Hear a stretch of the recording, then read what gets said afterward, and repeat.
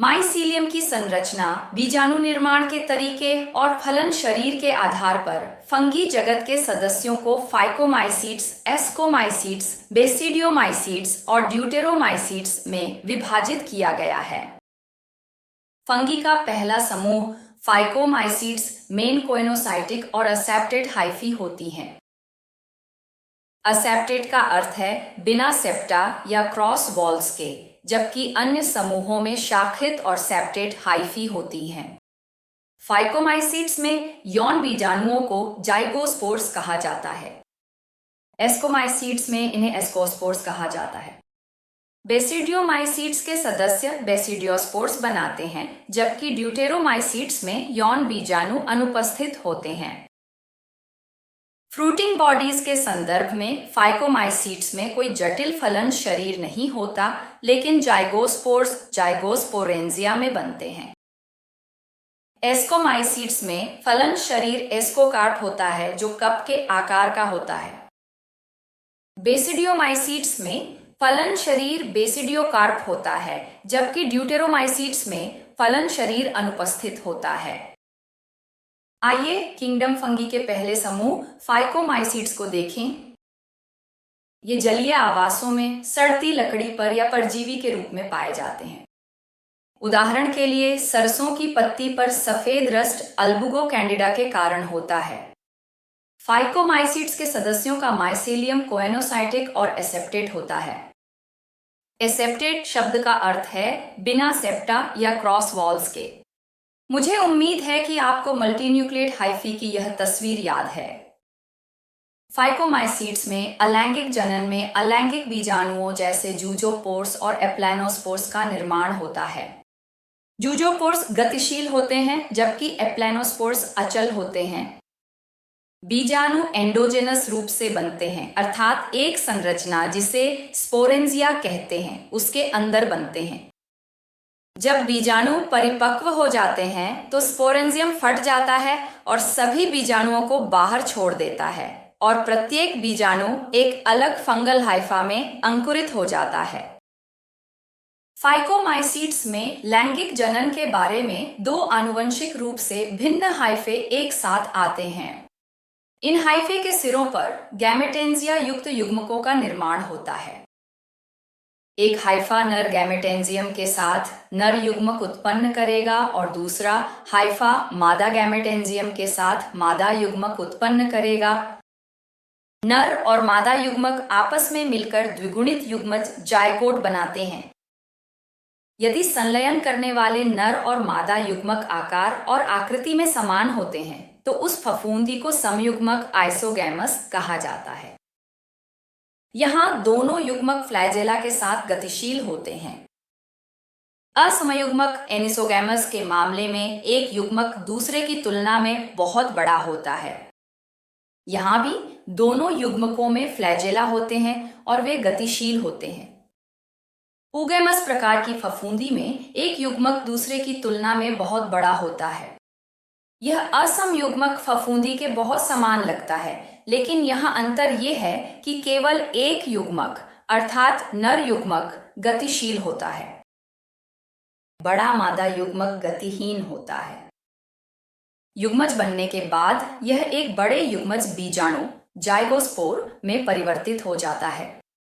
Zygospore लंबे समय तक सुप्त अवस्था में रह सकता है, लेकिन जब फफूंदी के विकास के लिए परिस्थितियां अनुकूल होती हैं तो द्विगुणित नाभिक मियोसिस द्वारा एक गुणित बीजाणु बनाते हैं। ये बीजाणु अंकुरित होकर एक गुणित कवक तंतु हाइफा बनाएंगे। और क्या आप मुझे बता सकते हैं कि यह हाइफा अपने माता पिता के समान आनुवंशिक रूप से समान होगा या भिन्न? उत्तर है हाँ, यह आनुवंशिक रूप से भिन्न होगा, क्योंकि यह लैंगिक प्रजनन का परिणाम है। अब चलिए किंगडम फंगी के दूसरे समूह एस्कोमाइसीट्स की ओर बढ़ते हैं। इन्हें सैक फंगी कहा जाता है क्योंकि इनके लैंगिक बीजाणु, जिन्हें एस्कोस्पोर कहा जाता है, एक थैलीनुमा संरचना जिसे एस्कस कहते हैं में बनते हैं। एस्कोमाइसीट्स एक कोशिकीय हो सकते हैं जैसे यीस्ट या बहुकोशिकीय जैसे पेनिसिलियम। इस समूह के कुछ अन्य सदस्य एस्परजिलस, क्लेविसेप्स और न्यूरोस्पोरा वंश से संबंधित हैं। न्यूरोस्पोरा क्रैसा का उपयोग कई आनुवंशिक, जैव रासायनिक और आणविक अध्ययनों के लिए मॉडल जीव के रूप में किया जाता है। यह संभव है क्योंकि न्यूरोस्पोरा क्रैसा के सभी जीन अनुक्रमित किए जा चुके हैं।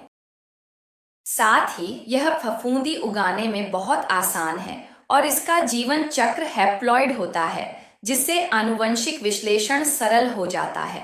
एस्कोमाइसीड्स के कुछ अन्य सदस्य जैसे मोरेल्स और ट्रफल्स महंगे खाद्य पदार्थ माने जाते हैं।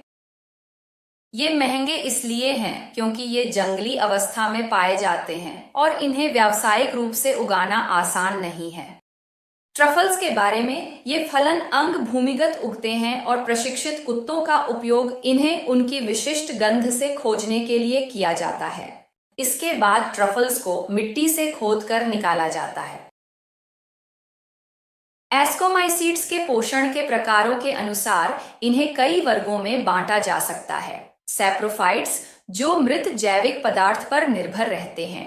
डीकम्पोजर्स, जो जटिल जैविक पदार्थों को सरल रूपों में तोड़ते हैं। और परजीवी फफूंद, जो जीवित जीवों पर निर्भर रहते हैं। और एक अन्य समूह है कॉप्रोफिलस फफूंद। कॉप्रोफिलस शब्द का अर्थ है गोबर प्रेमी। ये फफूंद जानवरों के गोबर में रहते हैं। अजीब लगता है? इसका रहस्य यह है कि जानवरों का गोबर नाइट्रोजन युक्त पदार्थों से भरपूर वातावरण प्रदान करता है और यहाँ अन्य जीवों से बहुत कम प्रतिस्पर्धा होती है। मुझे लगता है कि ये फफूंद अद्भुत हैं। एस्कोमाइसीड्स फफूंद का माइसीलियम शाखा युक्त और सेप्टेट होता है, यानी हाइफे में सेप्टा या क्रॉस वॉल्स होते हैं। इनके अलैंगिक बीजाणु कॉनिडिया होते हैं, जो कॉनिडियोफोर्स पर बनते हैं। एस्कोमाइसीड्स में लैंगिक बीजाणुओं को एस्कोस्पोर्स कहा जाता है और ये थैली जैसी एस्काई में बनते हैं।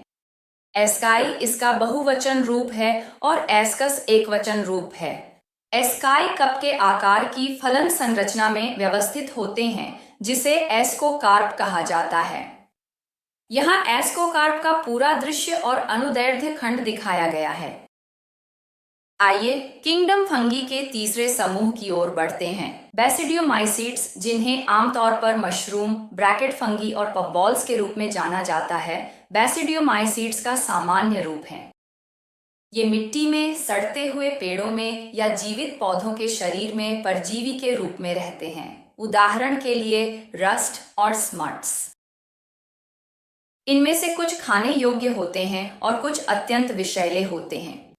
एमेनिटा प्रजातियां, जो दुनिया के सबसे विषैले कवकों में से एक हैं, बेसिडियोमाइसीड्स में आती हैं। बेसिडियोमाइसीड्स का माइसेलियम शाखित और सेप्टेट होता है। बेसिडियोमाइसीड्स में आमतौर पर अलैंगिक बीजाणु नहीं पाए जाते हैं।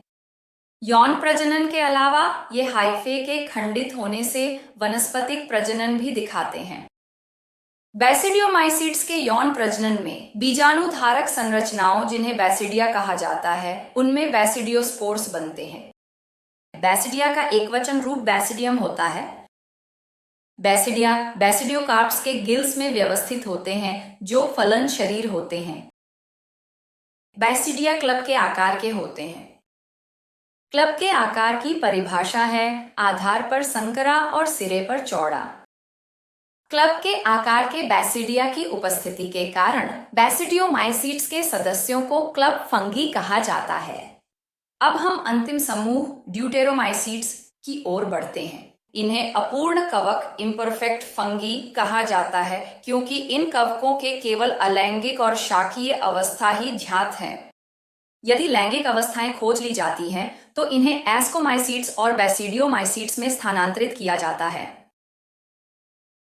ये अलैंगिक बीजाणु उत्पन्न करते हैं, जिन्हें कोनिडिया कहते हैं। इनका माइसेलियम विभाजित, सेप्टेट और शाखित होता है। पोषण के प्रकार के आधार पर ड्यूटेरोमाइसीड्स को सैप्रोफाइट्स, परजीवी, और कूड़े के अपघटक, डिकम्पोजर में विभाजित किया जा सकता है, जो खनिज पुनर्चक्रण में सहायता करते हैं।